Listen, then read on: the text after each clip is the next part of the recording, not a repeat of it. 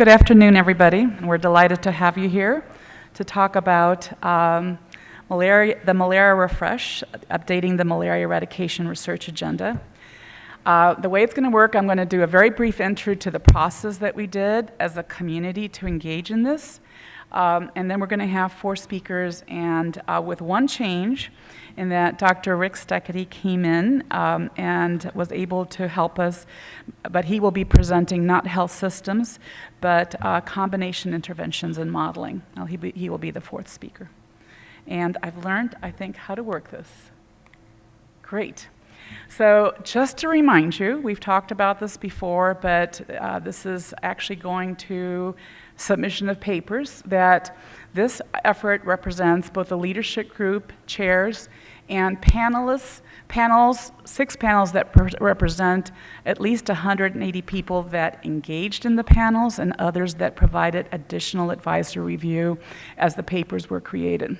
There was a writing team that was diverse for each of the panels, with not only a visual designer, information specialist, but then a number of sometimes graduate students and scientists that were engaged in the actual writing. This represents a body of work that's funded by the Bill and Melinda Gates Foundation, but we are fortunate also to have support from PATH MVI and the Harvard T.H. Chan School of Public Health for panels that they hosted. And then the Malaria Eradication Scientific Alliance was responsible for coordinating the overall effort. And here you see photographs of the panel chairs, not all of whom could be at this meeting. Now, malERA Refresh represents the work of many people, some that are in the room, some that were able to join in a variety of different ways, and these are just some of the panels. And so truly, not only as chair, but as the panels, the representatives who are presenting, they're representing what's a distillation of about a year of work and engagement across the community. And the way that this compared to the process that was led by my co-chair, Dr. Pedro Alonso, approximately 6 years ago, I'm sure that seems like a distant memory now, Pedro, was that compared to, I won't go over the original malERA that's been published and cited, I believe we are finally out of copies, is that I tried, because we can only do this so many times in a decade, right, that this was a more streamlined process, which we wanted to capture the progress since the original malERA report. And the first question we asked before we launched is, has enough changed? Is this worthwhile doing? And discovered, oh yes, we're talking actually almost a different language than we were 5 years ago, and I hope that will be represented in the papers. We ended up with fewer panels, sometimes by synthesis.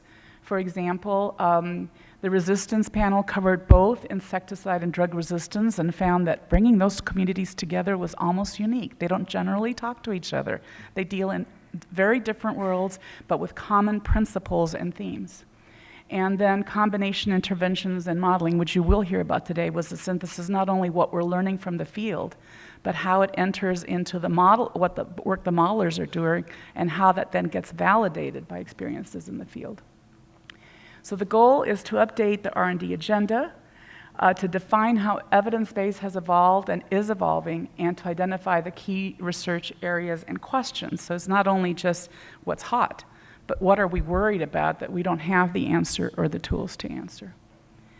The process included literature review, a panel meeting, cross-panel online consultation, a synthesis meeting across the panels with the chairs, and then writing and revising the manuscripts. And any of you that contributed to this and the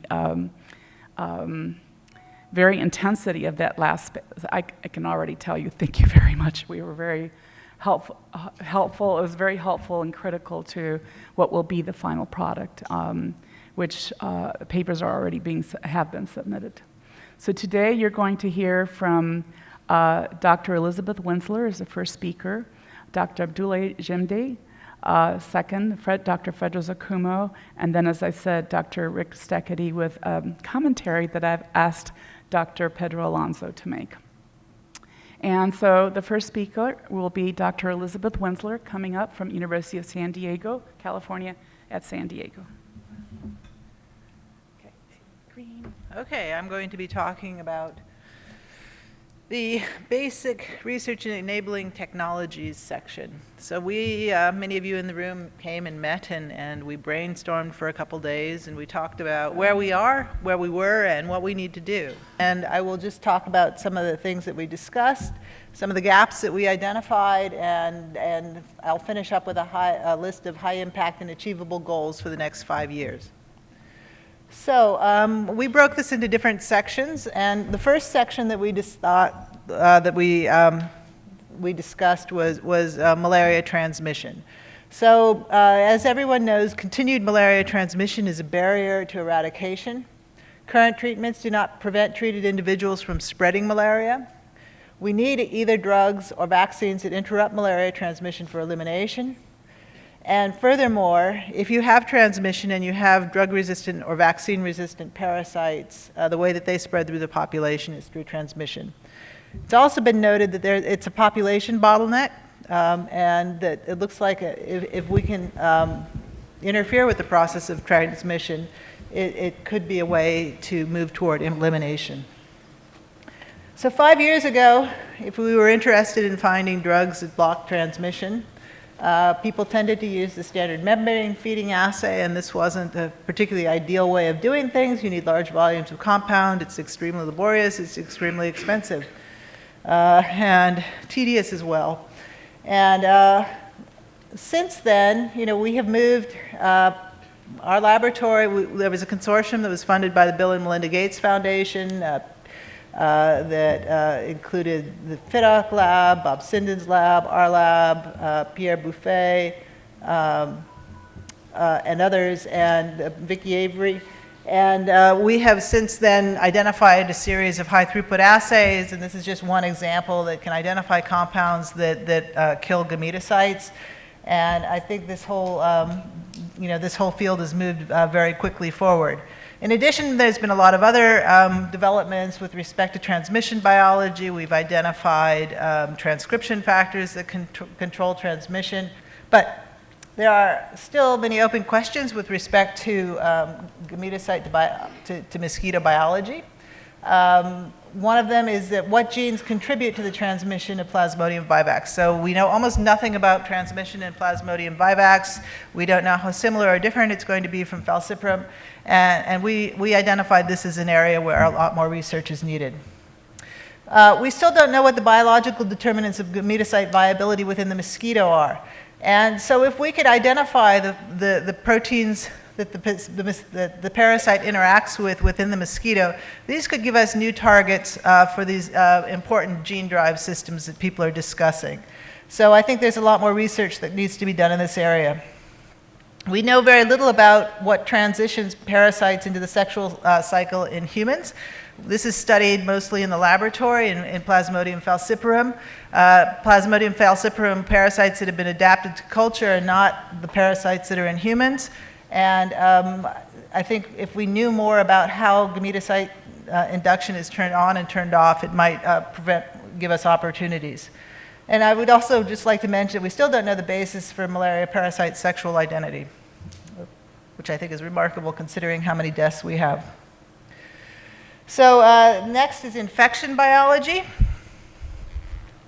Sporozoites initiate the malaria infection. Compounds or vaccines that prevent malaria infection are part of the eradication agenda.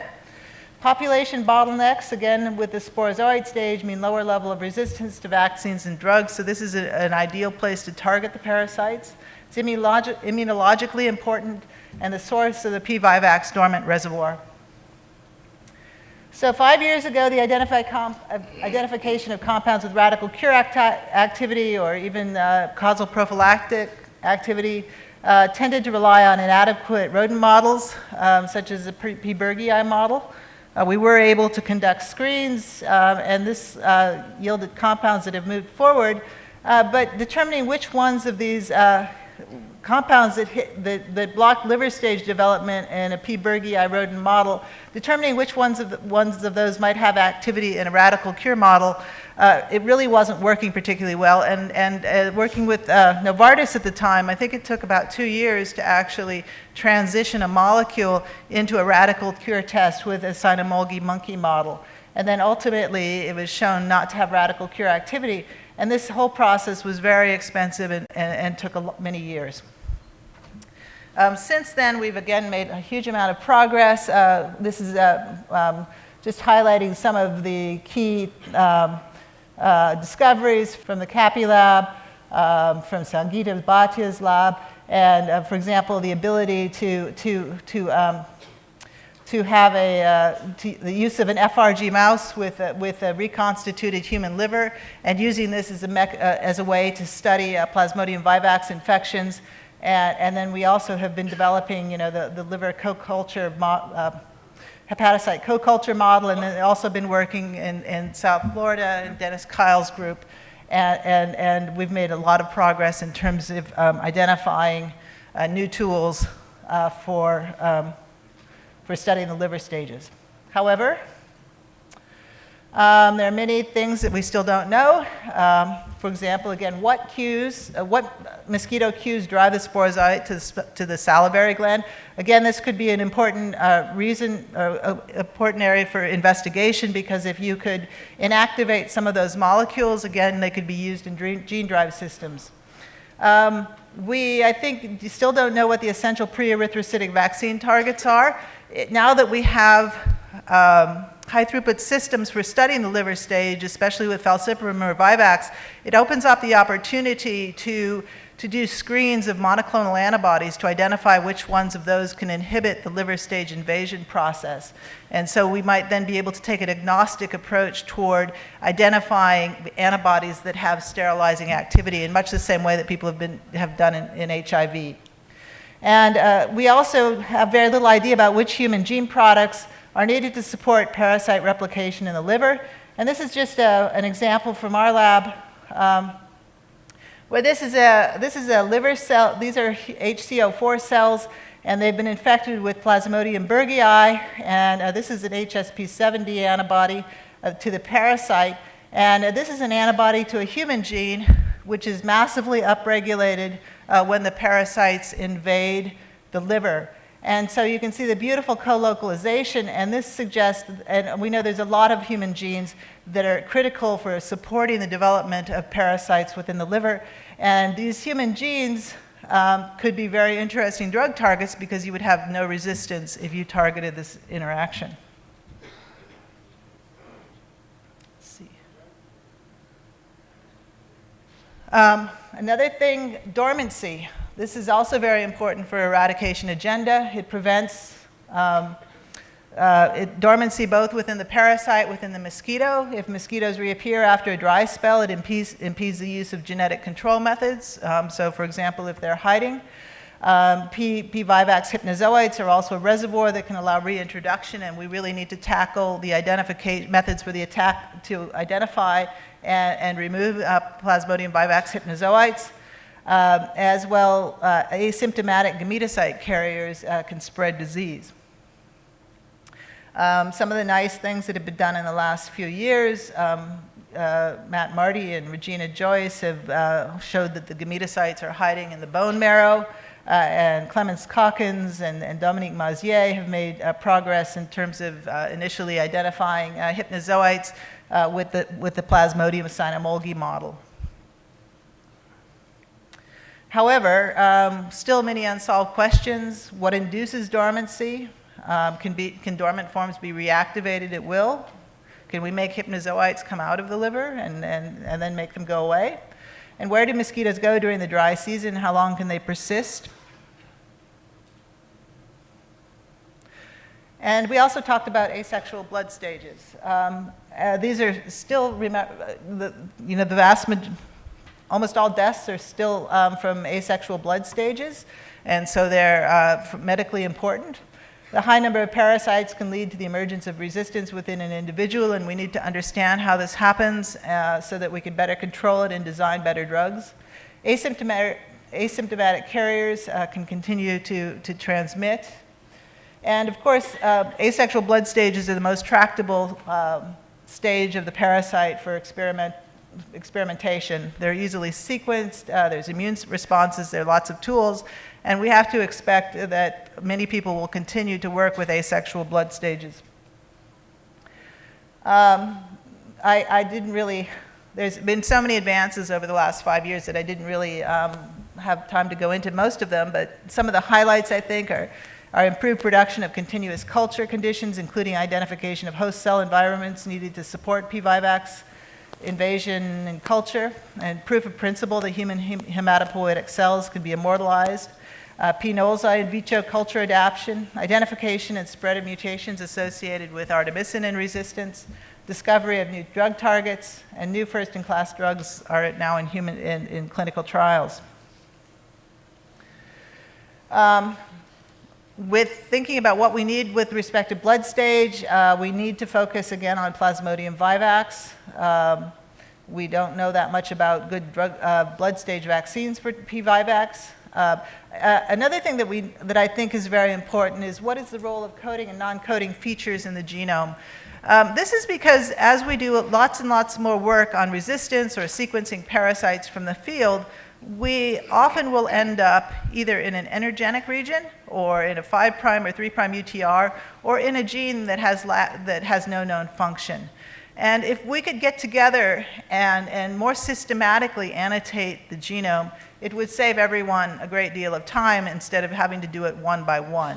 So in the human sphere, they've had an ENCODE project where a consortium of laboratories annotated the genome, defining which parts of the genome are important for regulation of gene expression. And if you've ever worked on a human genome, it's so advanced now, you can just zoom in and you can see where proteins are binding, you can see where the promoter elements are, you can see where the 5' and 3', and that makes research in humans go much faster. And we could easily do the same sorts of things.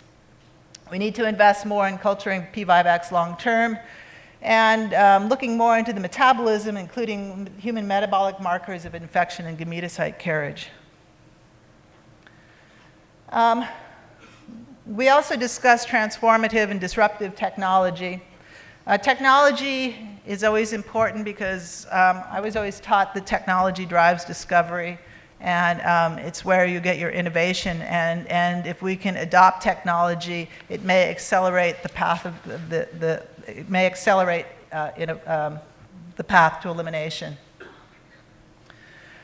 Some of the important, the technological developments that have occurred over the last 5 years are truly remarkable. We have mosquito genomic resources that have looked at population substructure. The most important thing, I think, is the advent of genome editing systems such as CRISPR-Cas9. In addition, we have developed new tools for doing protein knockdowns, including the death domain, ribose switch, TET aptamer systems, and so we're now in a really nice position to be able to validate the drug targets that are coming out of the genetic work that's being done. There have been very exciting developments with the gene-derived system.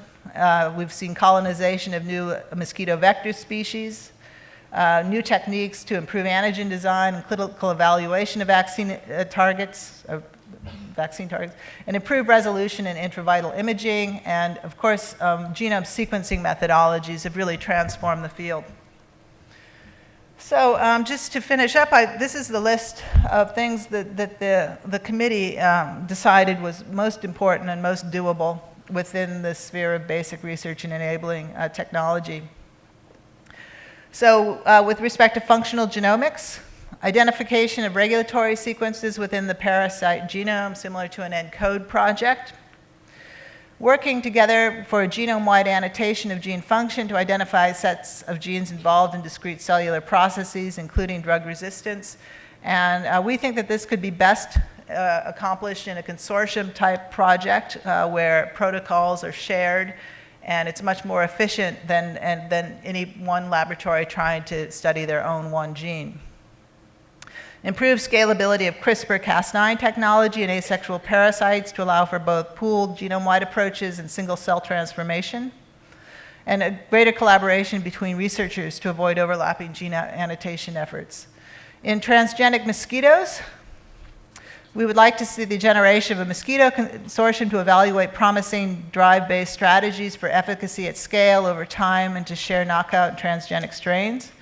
A greater understanding of mosquito behavior and ecology, and development of in vitro mosquito infection models. For new vaccine approaches, identification of additional targets, potentially using cellular screening methodologies, better structure for our existing targets to improve structural approaches, improved adjuvants, greater access to samples and data from both human challenge studies and patient samples demonstrating natural immunity. We also believe that the development of biomarkers and diagnostics is going to be important for an elimination strategy.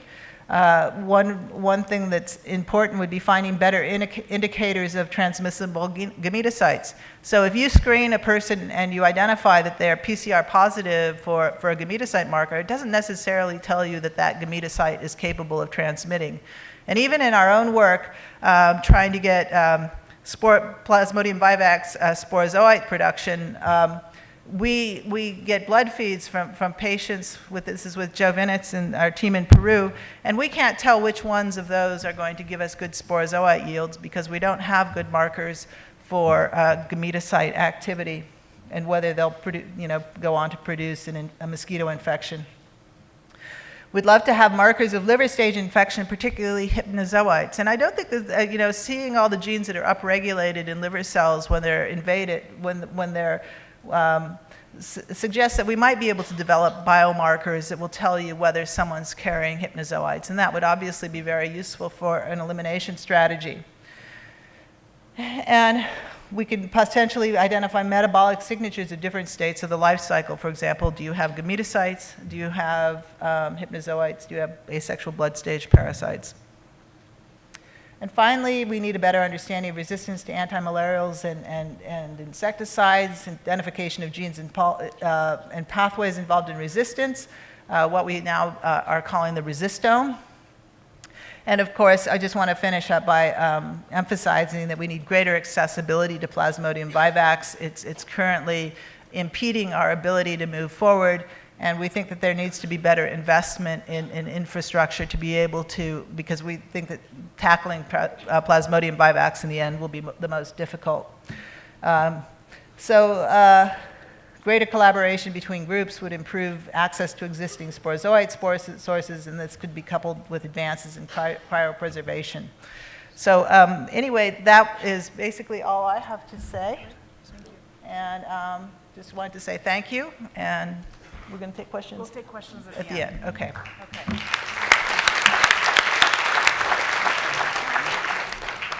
All right, this is great. Let's go on to Dr. Abdullah Jimdi, who's going to talk about focusing on part of the work of the panel, which is his area of expertise, on mitigating antimalarial drug resistance. But just so you know, we did cover vector resistance in depth. Good afternoon, ladies and gentlemen.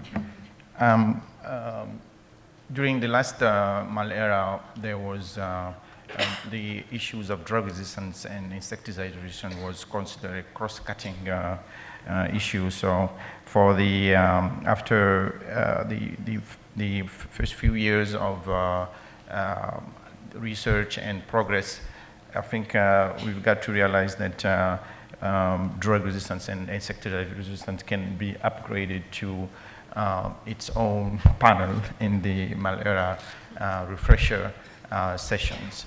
And I have had the pleasure of chairing that panel, co-chairing with Janet. During a number of meetings, face-to-face meetings, as well as teleconferences, the panel and external groups of experts have come together to discuss the issues related to drugs and insecticide resistance, and in the purpose of trying to find what are the problems and how we can overcome them to decrease the problem of drug resistance going forward. When the insecticide group and the drug group, we met for the first time for that meeting, was really kind of surprised to realize that we spoke the same language. It was so much similarity in what the issues were and what the problems we were all facing. So it was a really natural marriage between the drug resistance community and the insecticide-resistant community. And we came up with a paper that has, I think, been submitted. So what I'm going to do today is to give you a sort of preview of what is in that paper, and for the purpose of initiating the discussion, continuing the discussions on these issues for advancing the agenda of malaria elimination. Just a view of background. As you all know, the elimination agenda is threatened by resistance to the anti-malarial drugs, as well as resistance of the mosquito to the insecticides. In both cases, there are suboptimal responses to these problems, and in most cases, there are actually quite late responses to these these problems. Yet we know that resistance is unavoidable. You cannot avoid it, and if you use the drugs or you use the insecticides, it's not if there will be resistance. The question is when there would be resistance. So I think we need to put more effort in thinking of how we can mitigate resistance. So a brief summary of what are the problems with the insecticides. These are the main insecticide groups that are there. I'm not a mosquito person, I'm a drug person. So if I say something that's wrong, it's because of my background. We have the pyrethroid that are used for the nets, and in addition to that, you have the organochlorines, the organophosphate, and carbamates that are used for indoor residual spraying. There have been a resistance of the main vectors to each of these drugs that have been, these insecticides that have been described in Africa and even in Asia. A resistance of Anopheles to these have been described. There are at least 60 countries that reported resistance to at least one of these insecticides. On the drug front, as you know from this classical slide, resistance tend to start in this area in Southeast Asia. As it was the case for chloroquine, same thing for SP, and then later spread to the rest of the world. And again, with the last class of licensed antimalarial drugs, with the artemisinin, we are seeing the same problem again, with resistance starting basically in the same geographical area. And our fear is that this is going to spread again.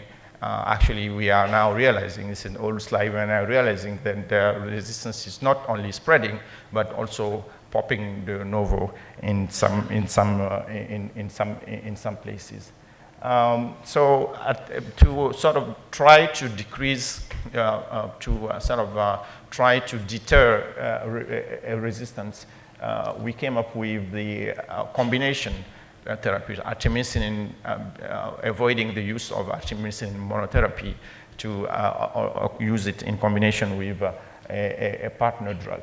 But despite those efforts, resistance to artemisinin has now been shown to be a problem in Southeast Asia, and resistance to a partner drug is also a problem there and starting to become a problem even in Africa.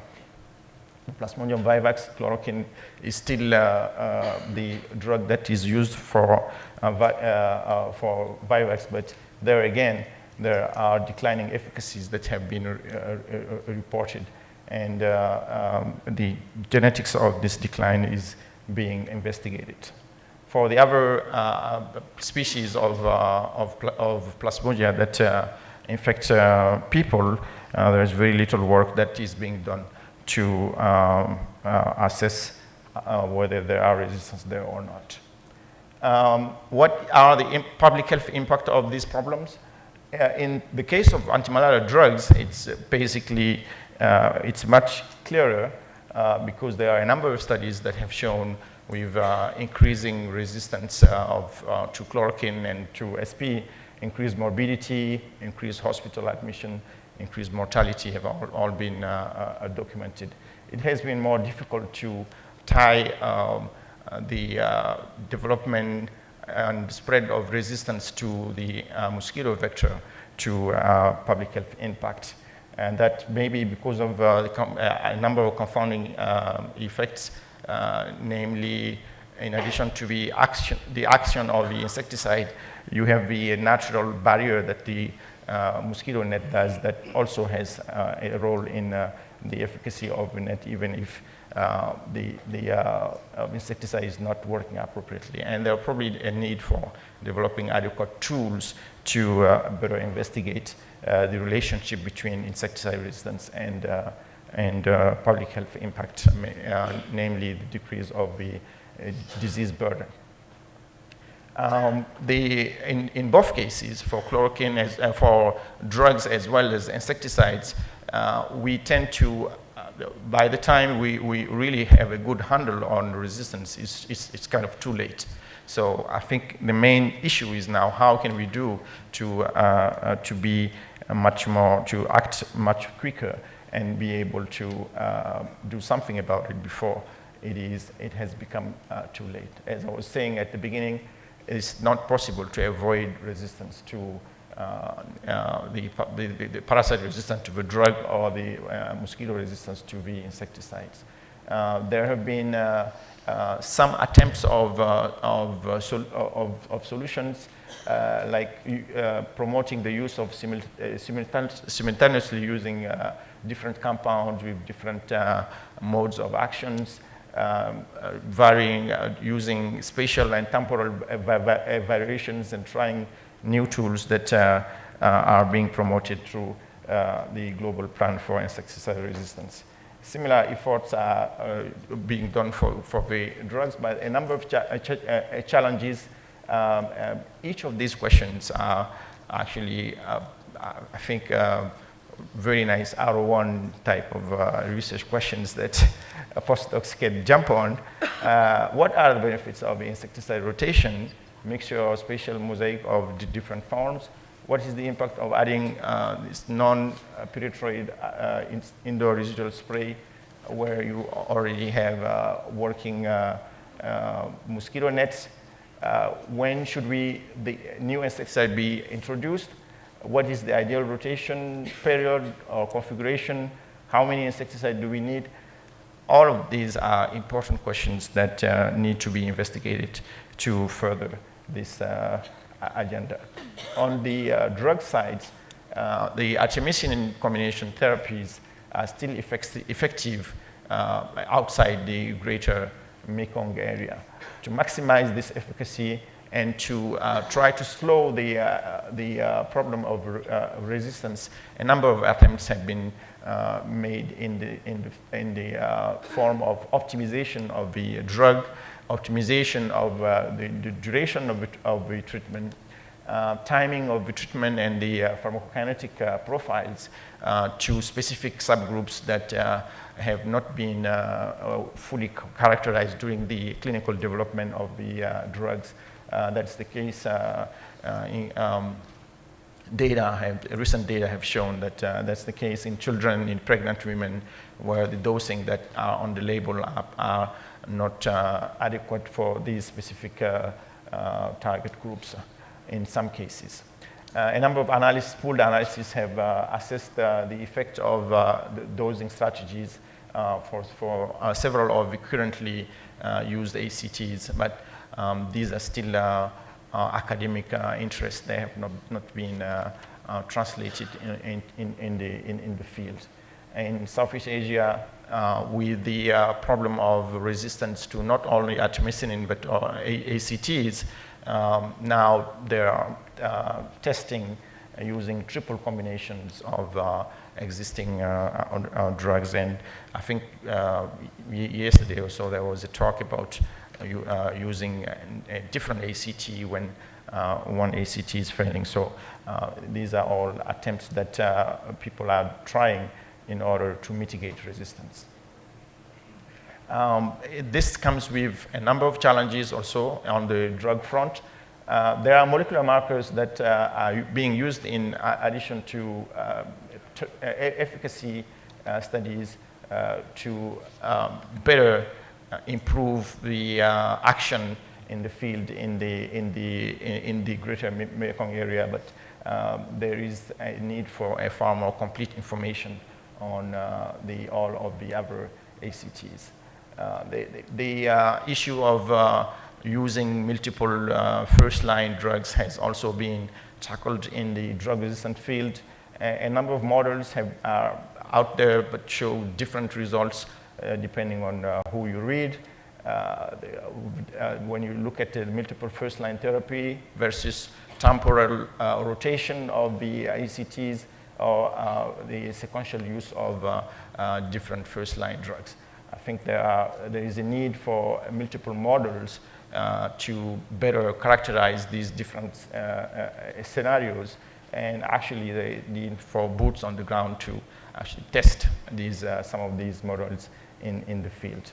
Another intriguing question that we should, and another R01 question, R01 hypothesis that says would be why we have quinine around for more than for several centuries. Why is it that the parasite doesn't seem to be able to actually develop a full-blown resistance to quinine? If we understand questions like that, maybe we can factor that in our drug development initiatives and come up with drugs that would withstand resistance more than it has been in the past. There is new challenges. How are we going to do with the success implementation of elimination strategies? We are going to have less and less malaria in the field. In such low transmission, how are we going to choose the right drugs or the right insecticides that would be needed for these type of settings? As you know, as the disease becomes rarer, issues of safety becomes more important. So the drugs of today may not be adequate for those times where you would need other strategies like mass drug administration, etc., where the safety profile need to be much greater than some of the drugs that we have around now. How do we keep the funding, the manpower, the interest, the focus in the face of our competing challenges? Yet we know that those gains in terms of reduction of transmission have to be sustained. Otherwise, history have shown in some cases that the fight back of malaria can be very devastating. So when we are moving towards elimination and the numbers go down, how are we going to cope with the increased cost of keeping drugs and insecticides available? Which incentives would we provide to the market in order to keep the pipeline active and going when the demand is decreasing, yet the need of the drugs are still important? These are all important questions that need to be discussed and solutions found. In conclusion, both the drugs and insecticide resistance are of no surprise, yet we seem to always be surprised and have to react. We need to be better prepared and to be proactive so as to be able to do something about it before it is too late. We should learn from others, including other disease systems like HIV and TB and the agricultural and pest control communities, etc., to come up with better solutions and be better prepared when resistance comes. So I'll finish by thanking our panel, which I co-chair with Janet, Regina, who is putting all of us together, Carol, who had to fill in for me when I was not able to attend some of these meetings. I'm very grateful for that. And the other members of our panel, the writing team, the Barcelona group that is a fantastic host whenever we go there for these meetings. And I'll finish by thanking my wife who came all the way to Mali to accompany me to this meeting here. Thank you all.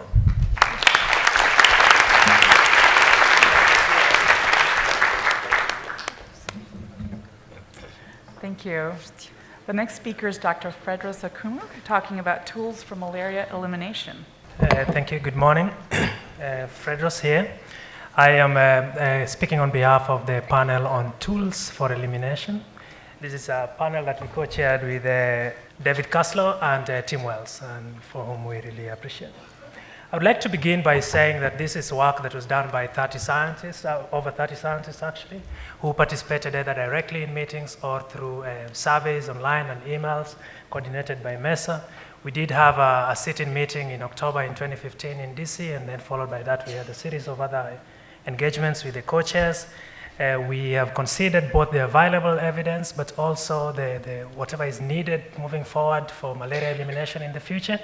We looked at diagnostics, drugs, vaccines, and vector control, and if you have seen the work that was done in 2011, these tools were looked at separately. This time we've looked at all of them together, and we provide here, therefore, updates of what we believe should be the way forward in terms of the research agenda. So first of all, we looked at diagnostics, and here the panel and the experts, the team of experts, did identify the following as the key priority areas going forward. The first of which, of course, is diagnostics for treatment and elimination. The issue of non-invasive testing, detecting gametocytes being an important one, detecting hypnozoites, testing for drug resistance, and G6PD testing, as well as testing for pregnancy. I will explain a little bit. We have seen, of course, from a lot of evidence that is available now, that false positivity tends to increase in the cases of low transmission, and this needs to be looked into. We will also need improved diagnostics for other species other than just Plasmodium falciparum, another important area of research going forward. And then, of course, you need diagnostics for subclinical cases, as well as in cases where parasite densities are very low. With regard to non-invasive testing, I think it's important to understand that at the moment, the available techniques all rely on human blood samples, and this is not necessarily easy to deal with all the time.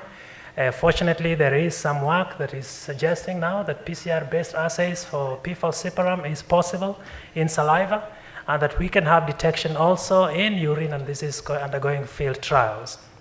There's also some preliminary investigation that suggests you can do diagnosis with breath. In terms of detection for gametocytes, I think what's most important here is that at the moment we still do not know what relationships there are between the levels of gametocyte and severity of infectiousness. We would need to identify relevant markers on the surfaces of gametocytes so that we can use this for the development of new diagnostics going forward. Fortunately, some of this can already be detected using nucleic acid sequences and qPCR techniques available today. It's very important, and the first speaker spoke heavily about hypnozoid biology. This is very important to consider. We have to realize that this is sustaining transmission in reservoirs for a long time, and we would therefore need to identify methodologies that detect this. This comes with the challenge of appearing in low densities. These hypnozoids have very limited metabolic activity, and the sequestration in the liver makes them a lot more difficult to diagnose. It's important, therefore, that biomarkers are identified that can go after hypnozoids for the future. And that's also another important research area. One other thing very important with regard to diagnostics is the issue of testing for G6PD deficiency and also pregnancy tests. So at the moment, we still do not have a point of care test, point of use test for this, especially when you're doing MDAs. We do have primaquine and tafenoquine, both of which have been proposed widely for use as either anti-relapse or as stopping transmission medicines. But you cannot use this for people with G6PD deficiencies because of hemolysis, and therefore we would need to find diagnosis to address this at the same time. What's also important is that in pregnancy, some of these medicines are not acceptable, and so we would need to be able to tell this at the time when you're doing MDS. So in summary, with regard to diagnosis, the key issues that we're looking at here are on the board. You can look at that. Just to emphasize, we will still need diagnosis for PVIVAX and PVALE. We would need some people to start focusing on how to do this diagnosis for low transmission settings. This focus needs to continue. And most also very important is special populations, particularly people with G6PD deficiency and in pregnancy. The other area that we looked at was the area of drugs. And here the panel identified the following as the key areas of priority for research community going forward. The first, of course, is the drugs for malaria treatment, prevention and transmission interruption. You have also hypnozoid, anti-hypnozoid drugs. The issue of seasonal chemoprevention is important. Another area that is important is the area of endectocides, and then novel formulations. To highlight a little bit more, I would like to say that it's important for us to always look for combinations of drugs with different modes of action so you can address the issues of insecticide, drug resistance. In this case, we need to try as much as possible to reduce the dosage so that adherence can go high, and the temptation to combine new drugs with old drugs need to be avoided as much as possible, especially because of the issue that experts refer to as functional monotherapy. Which is, you have two drugs in there, but actually only one of them is functional, and you need to avoid that. The issue of CERCAP, this is a single encounter radical Q1 prophylaxis, was raised very much as a strong point in the malERA 2011 publication. We have decided to retain this as a priority area going forward. I think this is very, very important. There's need to, when you treat people, to clear not only Plasmodium falciparum, but all the other species as well, and even those that are sequestered in the liver. It's important for us, therefore, that this ideology is carried forward. Very fortunately, however, we do have a candidate in phase 2 trial at the moment, and we hope that it's expected that regulatory submission will be done in 2021. Low-dose primaquine is currently recommended after ACT treatment to prevent transmission, but also, of course, to offer the therapeutic benefit. What's important here to notice is that in the MMV portfolio, we have now more than a dozen new candidates that have gone through the standard membrane feeding assays, and this should go forward for testing in the future. We have the issue of anti-hypnozoid coming up multiple times also now with the drugs. Primaquine plus chloroquine at the moment are the only anti-relapse medicines that we have.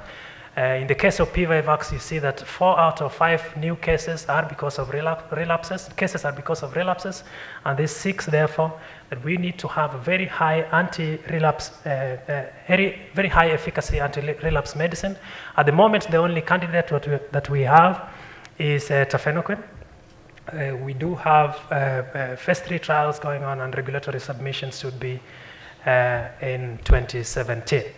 The 8 aminoquinolines cannot be given in cases of G6PD deficient individuals and also in pregnancy, and therefore you need new drugs such to continue.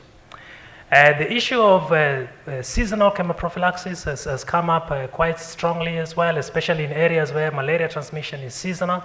At the moment, we have SPs and chloroquine and omadiaquine being used widely in the Sahel. Unfortunately, as Dr. Jimde has just spoken here, there's a lot of resistance in the southern parts of Africa, in East Africa, and in the South Africa as well. And that means 2 things. One, that we will need new drugs for SMC in the south, but also we would need new drugs that you can use, that you need new ways to prevent resistance from spreading to the Sahel. We would need the issue of endectocides. Dr. Carlos Shakur is in the audience, and these are medicines that we give to humans or to animals, and then they have effect, of course, on the mosquitoes that bite these people. Some very good evidence is suggested, and also modeling studies suggest that you can interrupt transmission a lot if you use this as complementary interventions. On the 31st of December of March this year, DRG, a WHO expert group, was constituted in Geneva, and we hope, actually this report is now out, the publications are going to come up in the beginning of 2017. So in summary, with regard to the drugs, we have, of course, the need to keep focusing on things such as CERCAP, plus the other things that I've highlighted there, investigations for a new impact of primaquine, low-dose primaquine in several areas. Another area of research that we think the scientists should focus on is the issue of the potential of tafenoquine against relapses. and then, of course, the issues of pregnancy and special populations. The third aspect that we looked at was the issue of vaccines, and here it's important to note that in 2013 the vaccine roadmap was updated. This actually also now includes a PVI vaccine there. This is very important. The key issues, one of the targets for the new roadmap is that by 2030 you have at least one vaccine that gives you 75% protection. Priority areas that the panel has identified include vaccines that prevent clinical malaria and interrupt transmission, vaccines that only interrupt transmission. We do need vaccines for PVIVAX and POVALE. We need adjuvants. So this is a neglected area, but very, very important. And of course, prophylactic biologics, for example, some of these antibodies that we have. RTSS is an important thing. I think between 2011 and 2013, and now we have seen a lot of advances. We now have modest benefits against clinical malaria. What's important, the panel has identified, is that RTSS is actually a pre-erythrocytic vaccine, but it was never tested as a transmission-blocking vaccine, and so maybe some of these tests could be carried forward. Delayed functional dose regimens for RTSS is expected to have some of this effect. There are already at the moment several next generation or second generation malaria vaccine candidates being tested, including the sporozoite vaccines, of course, either attenuated or genetically modified, and we're very excited about this. I hope the scientists will continue. Vaccines for PVIVAX and POVALE will be important. As I've mentioned, we have the PVIVAX now included in the agenda. The pre-erythrocytic cycles for vaccines need to be researched. Some good developments include, of course, development for the controlled human malaria infections with PVIVAX, and hopefully also the sequences for POVALE and PVIVAX will help identify new targets. So in summary, those are the things that scientists, we believe, should focus on in the next few years. In the area of vaccines, the RTSS studies, as I have lighted there, it's nice some of you are taking pictures, but this is nice that you should focus on those areas. We think that it's going to be important to look at things such as access to new adjuvants, to look at things such as, how do you define new vaccines for that target, that block transmission, and then, of course, prophylactic biologics. Lastly, we looked at the area of vector control. And here the experts identified the key issues going forward to include insecticide-based interventions. The second area was outdoor targeting and the idea of exploiting mosquito behavior for better control. Environmental management and larval source management was key in the agenda. And we also looked at genetic approaches. Of course, when we started, in the course of the year, you've had a lot of, some people say hula baloo, but some people actually say very good discussions around genetic modification, and so this we have considered as well. There's at the moment 12 insecticidal products currently available. Unfortunately, only pyrethroid is available for bed nets. We do have emerging resistance. Dr. Jimde has spoken widely about this already. A very good thing has happened in 2013, Innovation to Impact, which is a nice partnership was started. It includes industry, funders, governments, and a lot of scientists, and this is going to help revolutionize, based on the medicine's pre-qualification processes, the way that we do a registration for new vector control tools. About 4 million candidates were screened, and thanks also to the work that IVCC is doing with the industry, we now have 3 new candidates that are progressing to development. We do hope that this is going to take 5 to 7 years before we have an outcome. For IRS, fortunately, there's already 2 new formulations, one actelic SCS formulation. We also have a delta methrin formulation that are long-lasting that can be used for IRS. Here you see a list of products that are either under development at the moment or are being tested by HUPES. At the bottom there, you see combination bed nets starting to feature heavily, especially because of the issue of insecticide resistance. Here you have some ideas that have done. An important thing to mention, you see, for example, the second item there, SumiShield is a non-pyrethroid compound that is hopefully going to change the arsenal that we have for vector control. In the issue of outdoor targeting, we knew for a long time in the Southeast Asia and in the south of the Americas, that a lot of outdoor transmission was taking place. There's now a lot of evidence also that this is happening in Africa.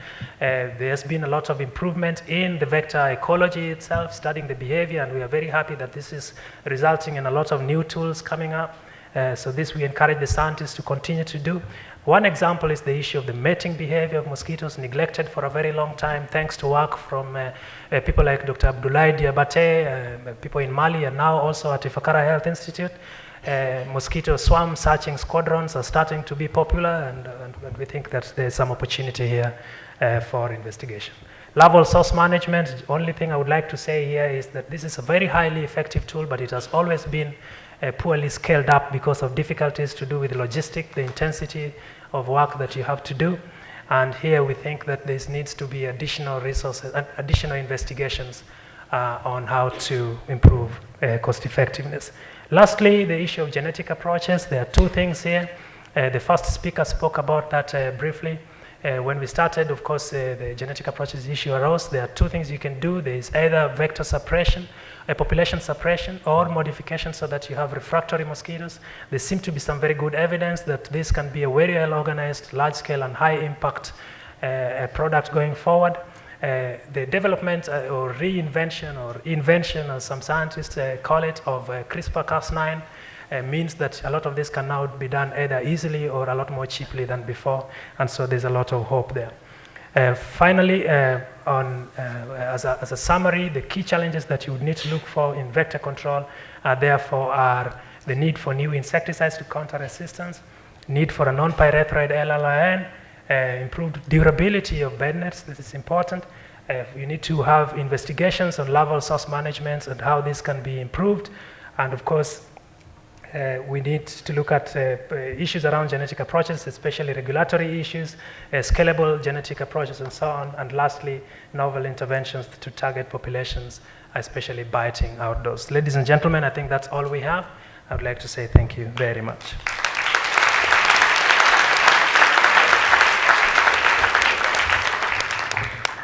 I think all of them are struggling with covering a year's worth of work in the 20 minutes, and that was an amazing show.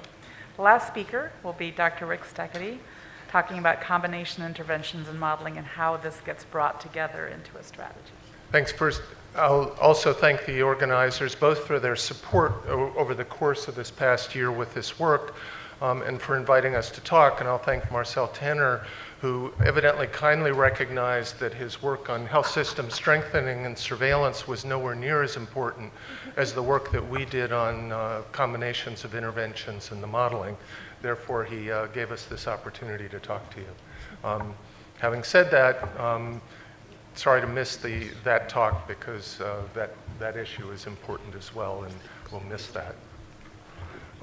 We had the pleasure of a great group of people. I co-chaired this with Simon Hay, and in particular, we had special help from Ali Brady and Tim Finn on on putting the writing together and keeping us on track. In the past, that is, with the initial malERA work, there were top 5 proposals put forward in 2011.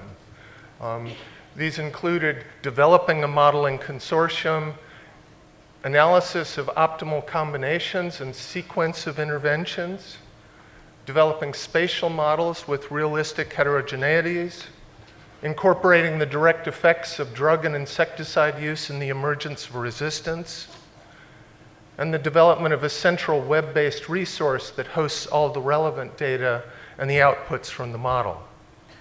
And as we convened, we recognized that actually we'd probably done quite well in the midst of this. There had been the development of a modeling consortium, and we were in particular following up on this optimal combination and sequence of interventions and the role of modeling going forward. So the panel's main questions were about combining interventions and the role of modeling along the continuum to elimination. We got wonderful questions because when it came to combining interventions and modeling, some people wondered whether we were combining modeling with interventions, or first of all combining interventions and then thinking about modeling that. So we decided to do as much of both as we could. In the past, what had evolved is an evidence-based in this field since malERA. So we reviewed all of the literature that had come out of the modeling groups and the efforts of the combination of interventions and the reporting of that in the literature. And then we asked, what are our current hypotheses and what is currently being tested and researched as we gathered as a group? And what is the challenge of these particular hypotheses? And then the future was what else needed to be tested and where were our priorities going forward in the next 5 to 10 years. So our problem statement is provided essentially here in 4 large bullets and a number of sub-bullets. But just to walk through this for a second, we were looking at national malaria control programs who were already deploying packages and combining those interventions. So you just heard a number of issues about drugs and diagnostics and insecticides and the use of barrier methods and on, and programs were already doing that.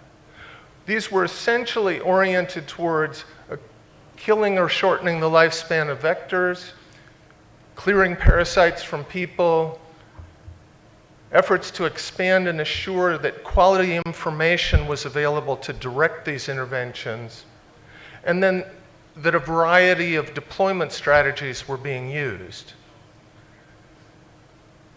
The changing transmission that was occurring as programs were deploying these meant that we have to be adapting as we go forward.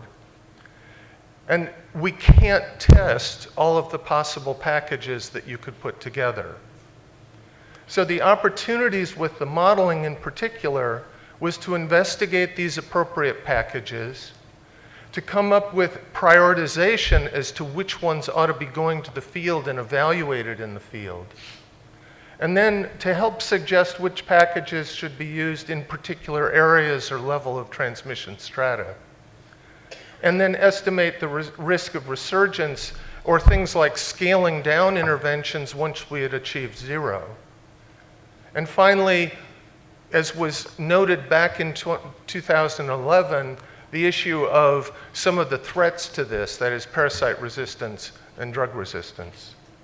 Or, I'm sorry, insecticide resistance and drug resistance. So what is evolved in this process? So most of the countries have actually substantially reduced the burden of their malaria. That includes both the clinical illness as well as the transmission. They've adapted these combinations of interventions to their programs already. They've expanded with new drugs and introduced those. They've put new insecticides in houses. They're using better diagnostics. They're using them at point of care. And in some places, we've had the opportunity to test new vaccines in the field.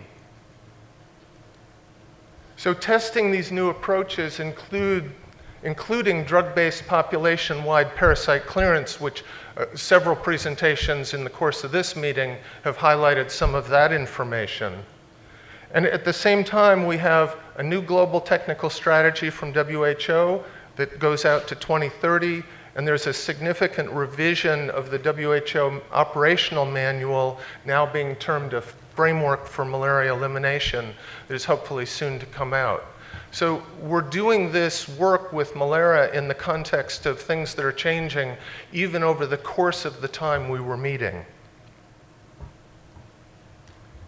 So as I mentioned, in addition to that, the Malaria Modeling Consortium was established, and the modelers, or the groups of modelers, are all trying to work together as much as they're working within their own groups. There's a huge amount of engagement and discussion between the modelers and the country programs and the field researchers. Far more, I think, than ever has occurred before. The models are better. The biology and natural history of malaria is increasingly included in that. There are validated estimations for the intervention effects that we didn't have before. We know a lot more about these new drug pharmacokinetics, pharmacodynamics, and even some of the vaccine dynamics.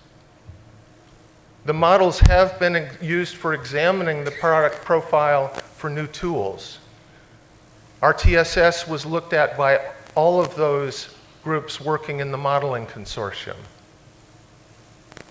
The malERA models are available on online hosting methods and available to you, for you to download and use. And there are huge improvements in the compiling procedures and a lot of the sort of guts of these models as to how they're hosted. And then finally, a few examples of what's gone forward. So the modeling analyses have looked at vector control interventions, specifically to understand their maximum killing effect on adult female mosquitoes, and what's the greatest transmission reduction effect that we can expect. The optimal choice of these, however, depends on both the specific bionomics of the local vectors and the costs required to reach high levels of coverage within each of those intervention sites. On the case management and surveillance, there's been a huge effort of improving access to care as an important role in reducing deaths and severe disease, and maybe that's affecting transmission overall. And the modelers at this point in time are recognizing that and trying to probe that. And then in terms of mass treatment, there's the recognition that some of the short mass treatment campaigns will indeed dramatically reduce the human parasite reservoir in the short term, but will require something beyond that because both the modelers and the field work at this point suggest that elimination is not achieved by single intervention strategies such as mass drug administration.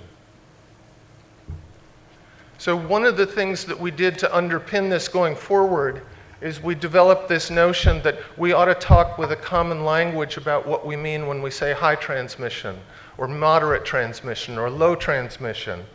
And so with the modelers, we actually looked at a variety of measures and started to make use of this notion of understanding how we can speak commonly with that language. For example, in Southeast Asia, when most of the countries are over here, they may still speak of, oh, I have high transmission here and low transmission here. What they're really talking about is they have low transmission here and very low or very, very low transmission over here. And we use that to then think about what our programmatic aims are. That is, at high levels, we're after disease burden reduction.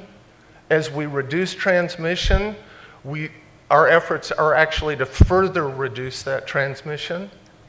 And then we start getting into addressing smaller and smaller foci of infection, and then achieving, documenting, and maintaining zero. Well, the combinations of interventions are then put into packages, and those have to emerge and evolve over the course of this effort. With the modelers, there's this opportunity for an iterative development of looking at these intervention packages and going after a variety of modeling opportunities to further explore those, recognizing that we're all going to run into challenges with this. There will be these pockets of small areas of residual transmission, and small areas and huge heterogeneity make for difficulties for the modelers. So that heterogeneity but having relevant field data is something that a number of the modeling groups are now exploring. For those of you who are modelers, you get this intuitively. For those of you who don't do this on a daily basis, you don't necessarily realize how complicated it is to get smaller and smaller and more heterogeneity into your model.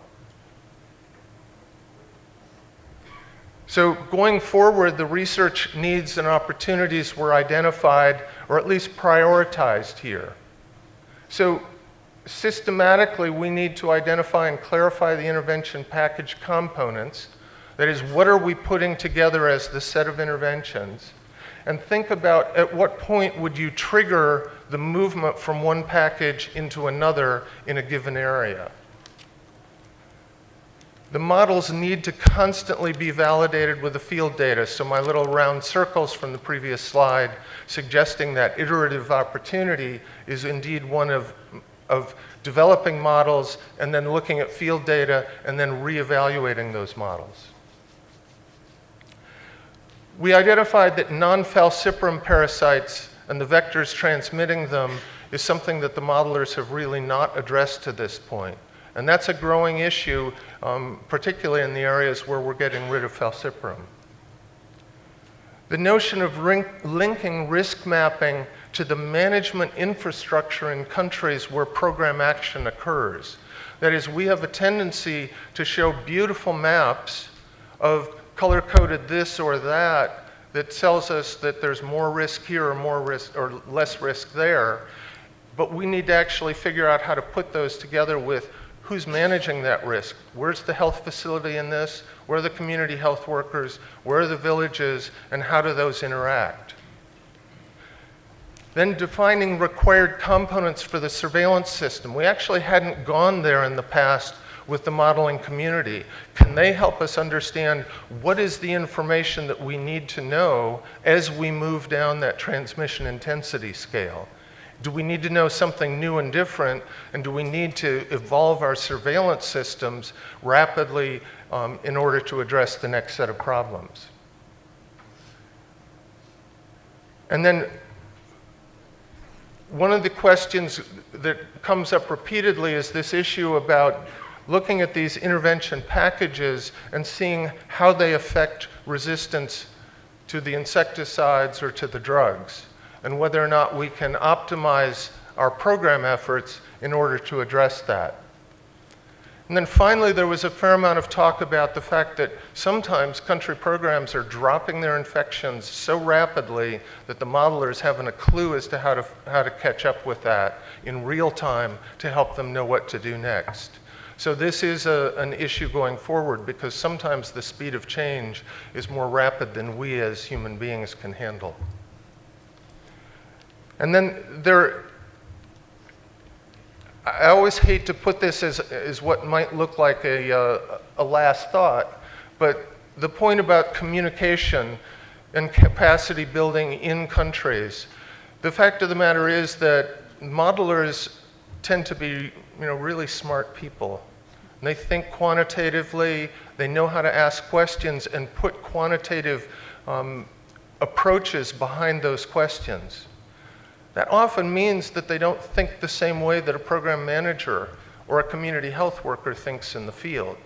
So there is this issue going forward of figuring out what's that communication dynamic between the modeling community, between the researchers, the program managers, and ultimately the people delivering the services to make sure that as we try to introduce rapid change and evolution of our programs, that we don't leave people behind and confused.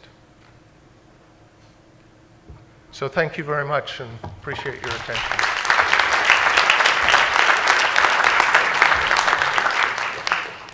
So the next step in this is to ask Pedro Alonso to make some comments from the perspective, well, really two. He's the grandfather, right? He was leading the charge the first time in terms of listening deeply, engaging in the building of the panels, and now he's director of the Global Malaria Program. But number two is we have a research community. There are a number of questions that have been asked. There's money in the research field, but clearly you are going to prioritize what it is you're doing, right, by where you focus. And the funders are also going to be prioritized. So how does WHO and its interface between what it learns from the field and its ability to talk to you think about how to set priorities within that? I think that's what he's going to talk about. I left it totally open. Thank you. Go ahead. You can do it.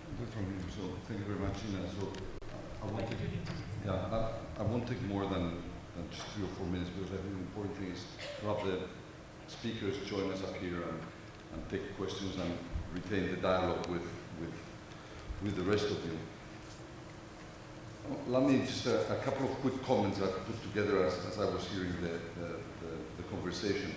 First, on the malERA process, I think it is rather remarkable, as several of you have alluded to. It all really started after the 2007 call for malaria eradication in the famous Seattle Forum, and a few days later, several of us were some respect, the foundation, and as well, what does this mean for the R&D space? And a open, inclusive, collaborative process was developed that produced the first malERA report, which I think is probably fair to say has had significant influence in shaping the R&D space over the last few years, and hopefully contributed to some of the remarkable progress, at least in some areas that we've seen over the last years. And I think that the second process that has just been, or is in the process of being completed, has adopted this same approach. And I think, I believe it's a good example of open, transparent, good practices of bringing some of the best minds around, but not keeping themselves in ivory tower, but going out and consulting and generated a common vision as to what we think is, what does the community think are the key challenges that we need to take from the R&D space if we're moving forward with the type of ambitious goals that we have all set ourselves to. 1, 2, I won't attempt to summarize all that has been said, because it's been said a lot better than I could ever attempt to do, and highlight the successes and where we still haven't got there. Perhaps from a WHO perspective, to highlight just a few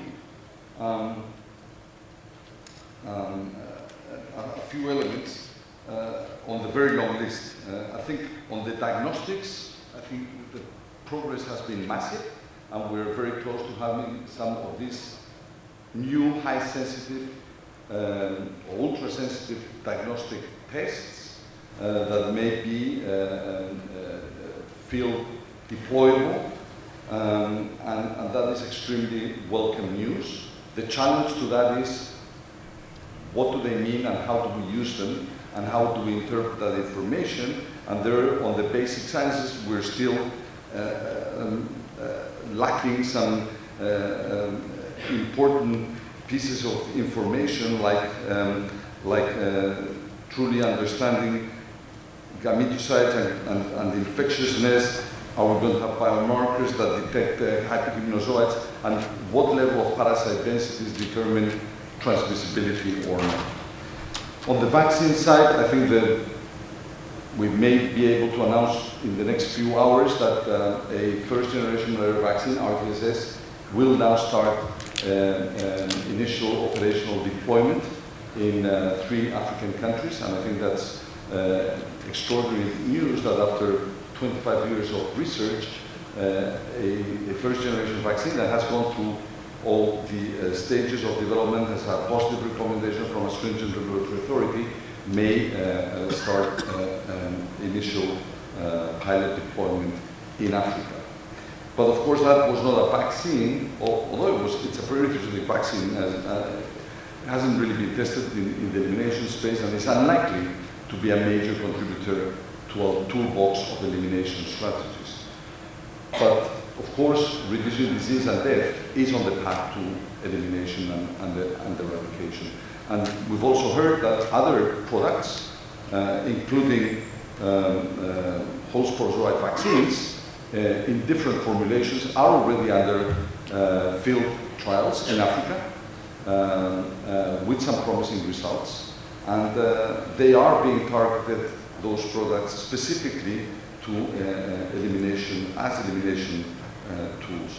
Drugs, I was fortunate to actually be with Alan McGill when the two of us in a room came up with the definition of CIRCAP. CIRCAP, the concept of CIRCAP has helped to drive a lot of the drug development efforts over the last few years, recognizing the importance not just of ideally having a single dose that achieves radical cure, but revisiting the entire concept of prophylaxis as an approach to removing populations from the denominator at risk may be a critical strategy to advance towards elimination, and the recognition that that concept remains very valid. When on the vector control, I must confess, we were in the room with the group at that time, and Tony James was one of those that sort of said, well, of course, what we really want is a tool that allows a permanent reduction of vectorial capacity.